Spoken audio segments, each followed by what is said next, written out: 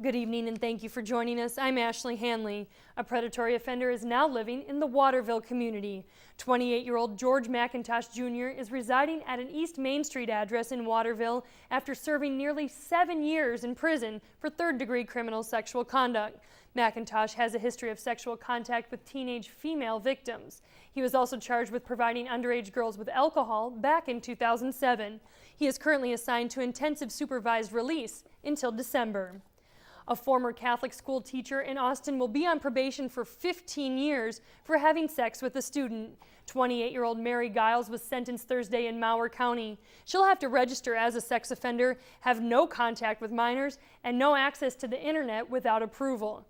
If she violates her probation, Giles could go to jail for 4 years.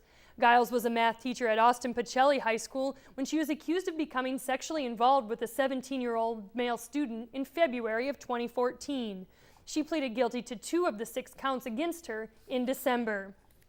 A bill regulating the use of aerial drones without a warrant by Minnesota law enforcement lands on the Senate floor. Senator Scott Dibble's bill requires a warrant if drones are used for surveillance. Police agencies would have to keep records for an annual state report.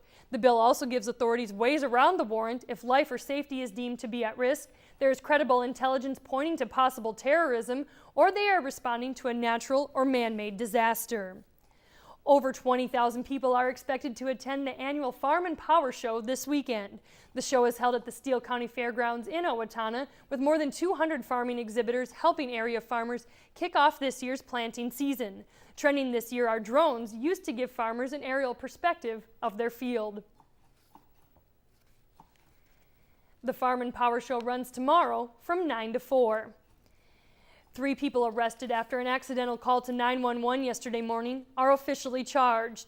Kyle James, Jeremy Itis, and Jessica Friedrichs are all facing third-degree burglary charges after authorities say the 3 accidentally called 911 after stealing valuables from a local business.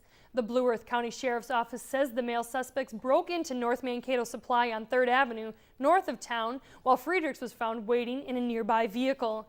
Someone's cell phone accidentally dialed 911, and the line stayed open for 34 minutes, allowing the dispatcher to listen in and eventually locate the suspects. Body camera legislation limiting access to police-gathered footage has cleared a significant Minnesota Senate hurdle. After weeks of discussion, the Senate Judiciary Committee sent the bill to the floor for an eventual vote.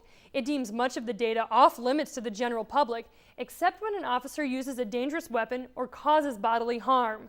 The bill's ultimate fate is in doubt because House members haven't advanced companion legislation, and Governor Dayton remains non-committal. Minnesota health officials say 2 more children have died of the flu this season.